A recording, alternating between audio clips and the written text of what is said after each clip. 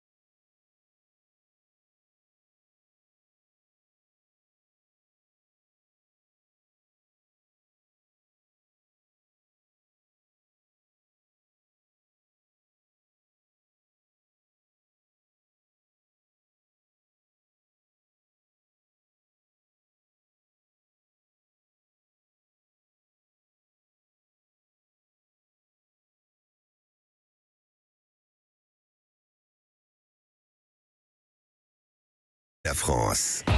Deux options bien souvent pour vous qui partez en week-end prolongé sur le territoire français. La voiture, on en a beaucoup parlé, ou le train, on va en parler.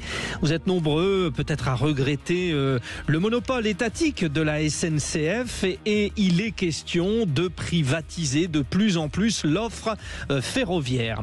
Nos amis britanniques, eux, vont sans doute faire l'inverse. Il existe 28 compagnies ferroviaires au Royaume-Uni qui couvrent généralement une zone géographique ou une région.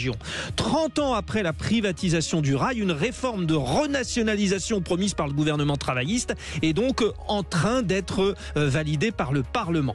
L'éclairage, il vient du journaliste européen que vous connaissez de référence, Alex Taylor. Bonsoir Alex. Bonsoir. Avec nous, nous aurons François Deletraz, président de la FNOT, la Fédération nationale des usagers des transports. Bonsoir François. Bonsoir. Alors Alex, parlez-nous de ce qui se passe en Grande-Bretagne. C'est assez surprenant parce qu'en 93, le gouvernement conservateur de John Major dénationalisait British Rail. Et puis là, c'est le mouvement inverse. Pourquoi ? C'est pas étonnant du tout. Je ne sais pas si vous avez déjà pris un train en Grande-Bretagne. Oui, mais je suis un mauvais exemple parce que je les ai pris pendant les Jeux Olympiques de 2012 et ça marchait très bien à Londres.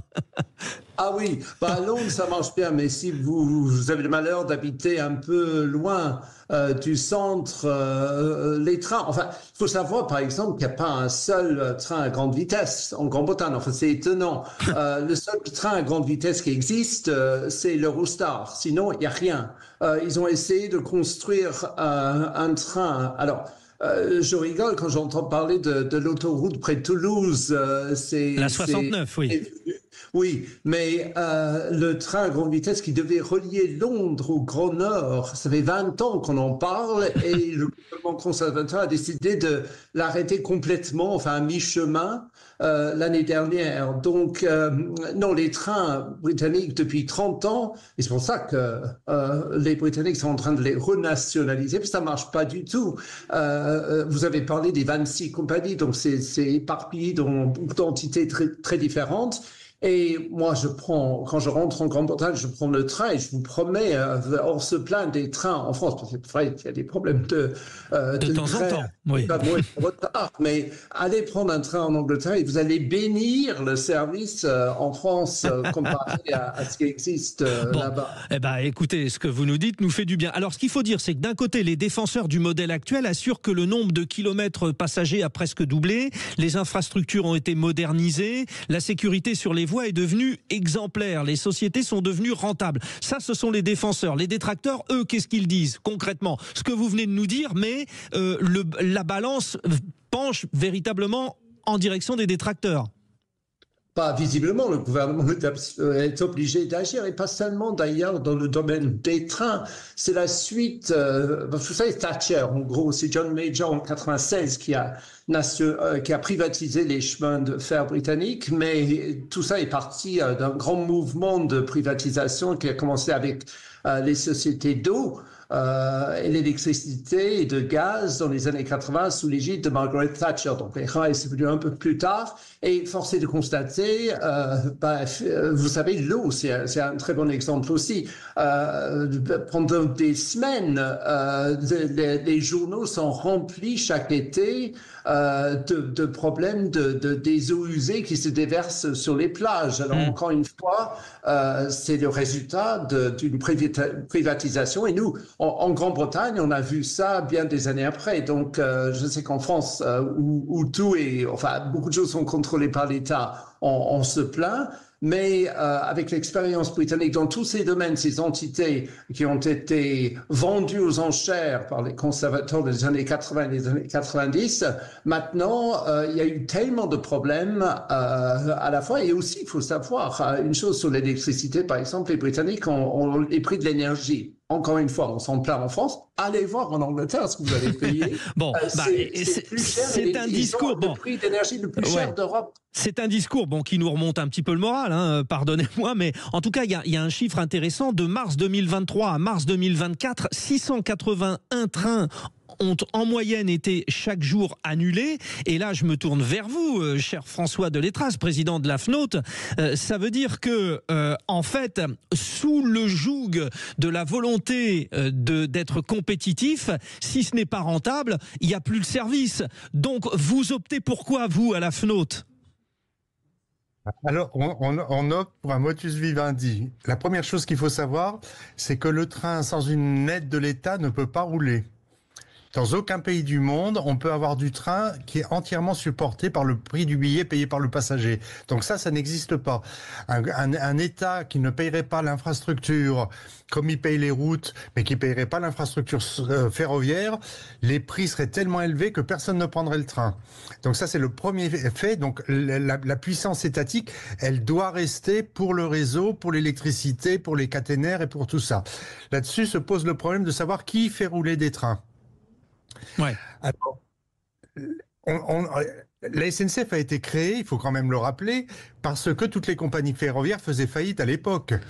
Et si on a créé la SNCF, c'est pour récupérer toutes les compagnies ferroviaires de France et de Navarre qui faisaient faillite, pour qu'on ait une compagnie nationale et que les endroits où ça gagne de l'argent, ça fasse une péréquation avec les endroits où ça gagne pas d'argent. Donc ça, c'est toute la problématique de l'aménagement du territoire. Et l'aménagement du territoire, c'est de la responsabilité de l'État. De l'État, en l'occurrence. J'ai vu Alex Taylor réagir. Allez-y, Alex. Ah bah justement, nous sommes en train de suivre la France, mais 60 ans en retard. Nous sommes en train de réparer les dégâts de toutes ces sociétés qui avaient été privatisées en revenant sur le bon vieux concept. Effectivement, je suis d'accord avec vous, d'une SNCF nationalisée. Mais le problème, c'est que le Royaume-Uni n'a pas du tout investi dans les infrastructures comme la France le fait depuis des décennies. Oui. Donc, peut-être d'ici 50 ans, on parlera d'un grand SNCF. Vous savez, c'est encore une fois, je vais vous étonner, mais la SNCF française est souvent citée comme un modèle. Je regarde souvent les débats à la télé anglaise là-dessus, et on cite la SNCF comme un modèle de ce qu'il faudrait faire d'ici quelques décennies en Grande-Bretagne. Eh ben voilà ce qu'il fallait entendre. Ça va faire beaucoup d'heureux. Bon, nous on cite souvent en exemple la BBC là, pour la télévision, mais bon, c'est autre chose.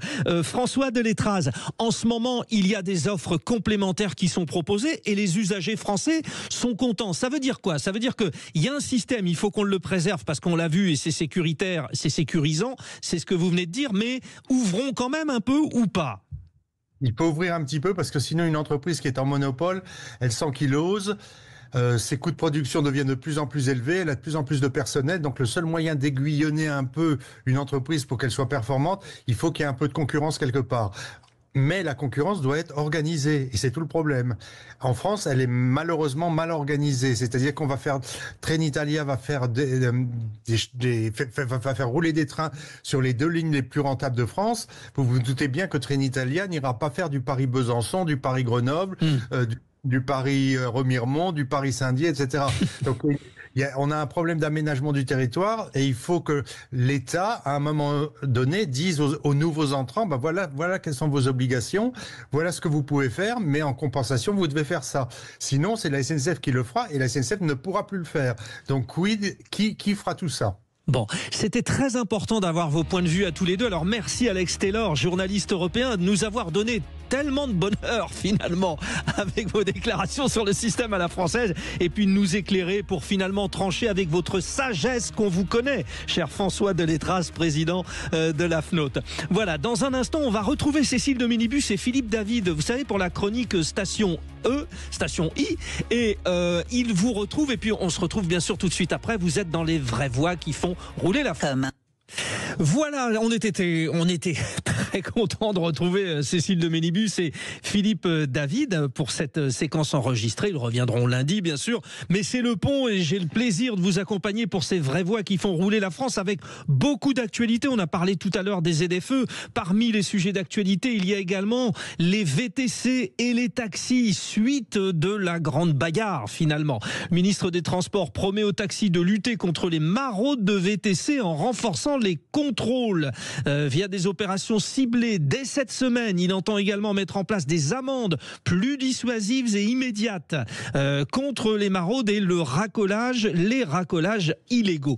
Avec nous, Saya Baroun, vous êtes secrétaire général du syndicat des chauffeurs privés. Bonsoir Saya Baroun. Bonsoir Sud Radio, comment allez-vous? Eh bien ça va très très bien, il y a plein d'actualités vous concernant, hein. Merci de nous accorder un peu de votre temps. Rappelons déjà ce que sont ces maraudes, hein, parce que c'est arrivé comme ça dans l'actualité.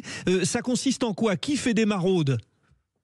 Alors le fait de pouvoir circuler, s'arrêter, stationner sur la voie publique en quête de clientèle, donc à la recherche de clients, ça vaut une licence de taxi. Ouais. En revanche, nous, ce qu'on appelle les VTC ou historiquement les grandes remises, on travaille qu'avec réservation, avec planning, etc. Donc ce qui fait que si on dit un peu vulgairement les choses, 80-85% des VTC qui tournent en recherchant des clients sur la voie publique, techniquement et malheureusement, ils ont besoin d'une licence de taxi pour pouvoir le faire. Bon, c'est important quand même de rappeler qu'il y a des prérogatives pour les uns et les autres. Le taxi doit payer une licence qui est effroyablement chère, alors que les Français de plus en plus aiment le concept du chauffeur privé, de l'Uber, de tout ce qu'on veut. Vous êtes un chauffeur privé.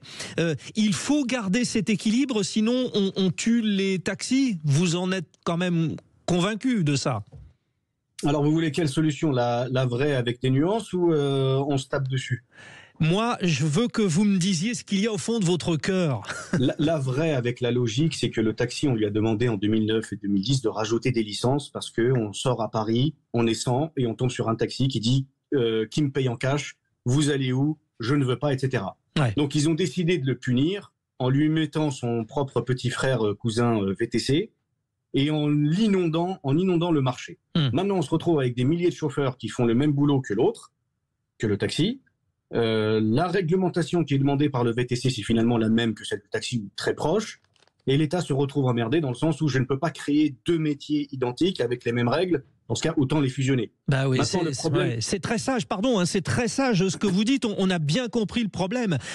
Oui, il y a eu des abus de la part des taxis, il y en a toujours. Enfin, il n'y a rien de plus énervant de l'histoire de la carte, aller chercher du liquide, par exemple. Oui, ça c'est un gros souci. Quand on prend sur le sujet de la CPM ou sur le sujet de taxi VTC, la solution simple, ce sera de les fusionner tôt ou tard. Oui, on avait trouvé une belle solution en 2016-2017. On avait effacé pas mal de chauffeurs VTC, des magouilleurs avec des sociétés écrans, etc. Oui, parce que ça, de l'autre côté, c'est le problème, ouais. Voilà. Sauf que 10 ans plus tard, ils sont revenus par une autre porte. Donc là, les taxis manifestent. S'ils arrivent à obtenir gain de cause pour en supprimer une bonne partie, on se retrouvera dans 5, 8 ans, 10 ans pour refaire encore la même guerre. Évidemment. Donc techniquement, à la fin, ils finiront par fusionner. Sauf que pour l'instant, ils ont du mal à l'entendre, des deux côtés. Bon, alors, on vous pose la question. Saya Baroun, je le rappelle, secrétaire général du SCPVTC, donc le syndicat des chauffeurs privés. Mutualiser, c'est ce que vous dites, mais comment est-ce possible avec les uns qui ont payé une licence terrible et les autres qui sont souvent payés au lance-pierre? On y avait déjà réfléchi pendant la loi Grand-Guillaume, on discutait de différents scénarios comme ça, et vous aviez certains taxis qui vous disent ouais, effectivement, si on rajoute des licences pour absorber une partie des VTC, pas la totalité, mais il faudrait rechercher cet équilibre. Si vous écoutiez certains taxis à l'époque, ils vous disent, si on rajoute 40 000 VTC, on va rajouter qu'une seule licence, comme ça nos licences actuelles elles vont monter à 600 000 euros, 1 million d'euros. En revanche, si on rajoute 40 000 VTC avec 40 000 nouvelles licences de taxi, la licence actuelle, elle va baisser. Ouais. Donc, où est l'équilibre rationnel, nuancé et intelligent de la recherche de cet équilibre? C'est là où on va jamais s'entendre. Ou en tout cas, ça va mettre du temps à se mettre d'accord. Ouais. À terme, disons-le, et moi je le vois, notamment dans certaines grandes entreprises de médias, hein, étant journaliste, on voyage beaucoup, et de plus en plus. Avant, il y avait un abonnement avec les taxis.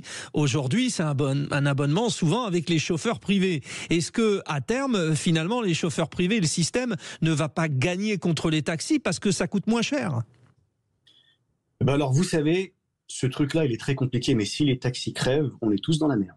C'est le dernier rempart à la sauvagerie de la déréglementation. En revanche, tant que le taxi n'acceptera pas qu'il va falloir qu'on s'installe ensemble pour discuter de comment s'arranger, on restera frontalement en face et l'État va pouvoir jouer de nous. Vous voyez. Ouais, non seulement je vois, mais je comprends bien et j'apprécie. J'espère que les auditeurs de Sud Radio aussi apprécient votre discours. Enfin, il est très posé, il est très sage et ça semble. Est-ce que vous évoquez tout cela avec des ministres? Est-ce que vous participez aux discussions, vous, le SCP-VTC, donc le syndicat des chauffeurs privés, vous vous faites entendre parce que votre discours, il est plutôt convaincant. Alors, on est plutôt respecté quand même côté taxi ou VTC. Je vous avoue que depuis 6-7 ans, on est plutôt sur 400 à 500 dossiers au prud'homme pour aider les chauffeurs Uber à aller se battre au prud'homme. Ouais. Et sur le sujet taxi-VTC, la guerre, on va peut-être un petit peu réapparaître et essayer de voir. Mais s'il n'y a pas d'état d'esprit mûr pour réfléchir à des vraies solutions, ça va être des effets d'annonce. Oui. Là, vous voyez les contrôles. Aujourd'hui, on a des chauffeurs VTC qui vous disent « j'ai été contrôlé entre 3 et 5 fois par jour ». Donc, les vrais VTC, on s'en fiche, on n'a pas de problème, nous. Les bons VTC, ça va. Et les autres, là, il y en a plein qui sont en train de se faire dégager un peu. Oui. Donc, c'est des mesurettes de rustine qu'on a dans le gouvernement depuis des années, en fait. Si on regarde la politique actuelle du gouvernement, dans plein de choses, c'est des rustines. On ne s'attaque pas au fond du problème. Et pour s'attaquer au fond du problème, il faut des personnes pragmatiques, intelligentes, qui arrivent à se poser ensemble et discuter. Bon, et là nous y sommes, voilà, et nous y sommes en ce moment, puisqu'il y a cette actualité avec les chauffeurs, avec tout le monde qui manifeste en ce moment, et c'était bien de vous entendre, Saya Baroun. Alors très vite, en 2 secondes, parce qu'on doit conclure, allez-y. Un point très intelligent, on ne l'entendait jamais du côté taxi, mais là, cette année, on l'a entendu avec la manif, c'est si on avait su, on aurait peut-être ajouté quelques milliers de licences et on aurait absorbé ça dès le départ. Et ça, c'est un point très intelligent côté taxi. Merci encore, Saya Baroun, secrétaire général du SCP-VTC. On reviendra bien sûr sur cette question. Dans un instant, un coup de cœur. Vous l'avez sans doute lu, vous l'avez aimé, le Moniteur automobile, oui, le magazine. Il revient dans les kiosques français 16 ans après. À tout. La France. Et beaucoup de propos positifs dans cette émission. Alors on va en avoir encore un autre. Ça fait plaisir de voir que des confrères reviennent. Vous vous souvenez sans doute du Moniteur automobile dans les kiosques français. Il s'est arrêté en 2009. Il avait été créé en 85. Eh bien, ça reprend. Alors si vous nous regardez sur la chaîne YouTube de Sud Radio, je vous le montre, hein, le magazine. Donc c'est un bimestriel. Et si vous êtes sur la chaîne YouTube, vous vous apercevez également Nicolas Gourdol, qui est le directeur de la publication, le journaliste qui s'occupe donc du Moniteur automobile. Bonsoir Nicolas Gourdol, c'est une bonne nouvelle ça? Bonsoir, bah oui, c'est une très bonne nouvelle, rare. Comment c'est possible qu'un journal, alors qu'on évoque tous la fin du journal papier, revienne? C'est quoi? C'est un pari fou ou c'est parce qu'il y a une bonne conjoncture? Bah alors, c'est un pari fou quand même. Hein. Lancer un titre auto à grande échelle aujourd'hui, sincèrement, c'est pas une évidence. Alors c'est possible parce que ça reste avant tout un magazine belge. Donc qui continue à être édité en Belgique et qui est édité depuis 75 ans en Belgique. Ça ne s'est pas arrêté. Ça ne s'est pas arrêté. Au pays d'Eddy Merckx. Alors il y a eu des soucis à une période. Ils ont eu leur mauvais moment, mais ça a continué et aujourd'hui ça tient bien la route. Et voilà, c'est possible grâce à ça, hein, clairement, parce que du coup, une grande partie du contenu est repris de nos amis belges, en fait, qui essayent les mêmes voitures que nous, qui ont un marché très semblable au nôtre. Et donc l'idée, c'était de profiter de ça, de mutualiser, voilà. Exactement. Il faut être intelligent et de profiter aussi de d'unir nos forces, parce qu'on nous aussi, on édite d'autres magazines. On a quand même dans l'automobile un peu d'expérience aussi, d'expertise. Et l'idée, c'était de mutualiser, d'arriver, évidemment, en partant de zéro, c'était impossible aujourd'hui de relancer un titre dans le contexte actuel. Donc bimestriel, ça veut dire 2 fois par trimestre? Tous les 2 mois. Tous les 2 mois, voilà, c'est ça. Tous les 2 mois. J'ai toujours eu des problèmes avec les parents. C'est difficile on va dire, de familiariser, de fidéliser plutôt, en ne sortant que tous les 2 mois. Alors oui, d'une certaine manière, c'est évident. D'un autre côté, ça permet vraiment d'avoir chaque numéro des numéros très riches et de vraiment, on va dire que l'achat quand même de la presse papier est devenu moins naturel. Il y a aussi un contexte économique et donc se dire que finalement tous les 2 mois, les lecteurs, les clients, ceux qui achètent des autos vont comme ça se nourrir de toutes les infos de l'actualité automobile. 130 pages, hein, donc il y a du contenu. Il y a quand même, c'est pas plus mal. Hein, voilà. Donc après, si jamais ça marchait très bien, on verra. Peut-être passer mensuel, ce qui était le cas quand il s'est arrêté à l'époque. Repasser mensuel, pourquoi pas. Mais pour l'instant, c'est pas d'actualité. 5,90 €, c'est étudié. Ouais, c'est un prix de lancement. Aujourd'hui, c'est vraiment pas cher par rapport au prix du papier, de l'impression qui a quand même explosé depuis quelques années. Donc voilà, c'est le prix de lancement. À terme, peut-être qu'il sera à 6,90 €. Mais franchement, là, pour pour 5,90, il y a vraiment de quoi lire. En plus, c'est des articles qui sont en général assez fournis. Donc les gens en auront pour leur argent, il n'y a pas de souci. Bon, c'est très visuel et évidemment, c'est très important. Et souvent, en regardant sur Internet, on s'abîme les yeux. Et de plus en plus, on a besoin aussi de retrouver du papier parce que ça fait moins mal aux yeux. C'est quoi? C'est 50% la qualité des photos pour vous ou pas? C'est important parce que déjà, on vit dans un monde très visuel, donc on peut pas se permettre d'avoir des photos et d'avoir un magazine qui soit pas visuel. Ça a été ça à l'époque, il y a très longtemps, les magazines s'en moquaient un petit peu parce qu'il n'y avait pas la concurrence d'Internet et du reste. Aujourd'hui, on doit avoir des belles images, une belle maquette, quelque chose d'aéré.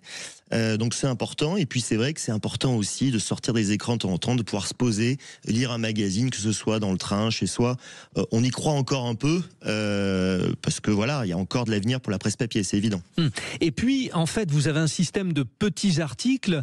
Celui qui est intéressé, il voit une photo de voiture qui lui plaît, et il se pose une question. Et il a des petits encadrés avec un titre très clair, et il a sa réponse à la question. C'est finalement un copain, le moniteur automobile qu'on emmène avec soi, de temps en temps on jette un œil. En fait, ça porte bien son nom, et c'est vrai que la particularité du moniteur, depuis toujours, il était réputé pour ça à l'époque, et j'espère qu'il va l'être à nouveau aujourd'hui en France, c'était une expertise et cette idée vraiment d'accompagner les gens qui cherchent, et aujourd'hui ça n'a jamais été aussi compliqué sincèrement de s'y retrouver dans l'offre automobile, avec tous les constructeurs qui débarquent, asiatiques et autres, avec toutes les offres hybrides, électriques et tout ça, et d'avoir justement un magazine qui va être assez pointu, qui va aller loin dans le détail, qui va offrir beaucoup d'informations.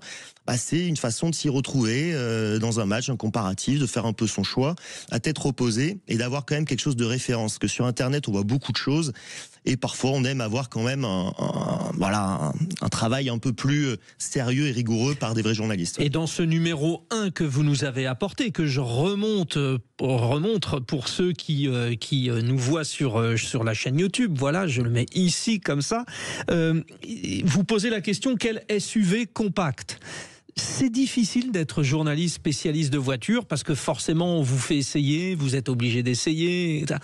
On essaye en général de vous cirer les pompes, quoi. Il faut faire le vide. Alors ça, c'est rigolo. Bon, ça fait 25 ans que je suis journaliste auto, donc je me souviens à l'école de journalisme avant de le devenir, parce que je voulais l'être, et donc je disais que je voulais être journaliste auto. On me disait, mais tu vas être journaliste auto, tu vas voir, tu seras rincé de partout, et tu feras ce qu'on te dit. C'est un peu ce qu'on se dit, hein. En réalité, ça n'a jamais été le cas. Je le dis en toute sincérité, les yeux dans les yeux, parce que finalement, tout le monde fait pareil. C'est-à-dire tous les constructeurs nous donnent les mêmes opportunités et nous font essayer leurs autos. Après, nous on garde, et pour le coup le moniteur, c'est vraiment ce qui fait sa réputation, une vraie objectivité, une impartialité. En plus, le fait d'être belge a cet avantage de pas être taxé de chauvin, ce qui peut être le cas, Ah oui, vous avez privilégié Renault, Peugeot, qui est pas plutôt forcément vrai. Je veux surtout pas viser mes confrères, la presse française, la presse automobile française, mais c'est vrai qu'il peut y avoir, en tout cas dans l'image, dans l'esprit des gens, un peu cette idée qu'un magazine français a forcément faire gagner une Peugeot, une Renault. Voilà. Ouais. Donc non, on reste très objectif, et c'est vraiment l'idée et l'esprit du magazine. Ouais. Alors que les Belges, ils sont fans de cyclisme, hein, c'est bien connu. Voilà, donc il faut pas faire un magazine de cyclisme en Belgique, sinon c'est forcément orienté. Alors, il y a une très très belle section classique de 16 pages consacrée aux voitures anciennes. Bon, moi je suis tombé sur une voiture. Alors, redonnez-moi le nom là. Gilet ou Gillette Vertigo. Ouais, Gillette Vertigo. Donc vous ressortez une voiture. Alors celle-ci, elle est passée un petit peu incognito. C'était en 1992. Donc moi j'étais né, j'étais jeune, mais et je ne me souviens pas. Mais elle a un côté film de De Funès. Alors pardon, mais je suis fan. Mais vous savez, ces belles voitures à l'ancienne, ça revient. Vous donnez des idées, vous allez chercher dans l'ancien pour quoi? Pour la nostalgie ou pour essayer de réinsuffler quelque chose? Pour les deux. En fait, il y a vraiment les deux aujourd'hui, c'est qu'il y a vraiment cette idée de nostalgie. Quand on voit les autos modernes, il y en a certaines qui font pas envie d'un point de vue, faut être quand même, en termes d'émotion, c'est plus que c'était, clairement. C'est pas du passéisme de dire ça. Et puis d'un point de vue économique aussi, c'est intéressant. C'est-à-dire que les autos sont devenues très chères.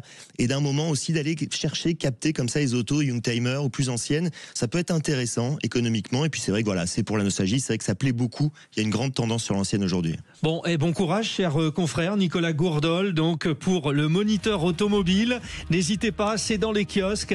Longue vie, hein, vous repartez pour 16 ans au minimum. Là, on vient de boucler le numéro 2. Il sera en 10 juin en kiosque et on part pour jusqu'à ma retraite. Allez, c'est demain.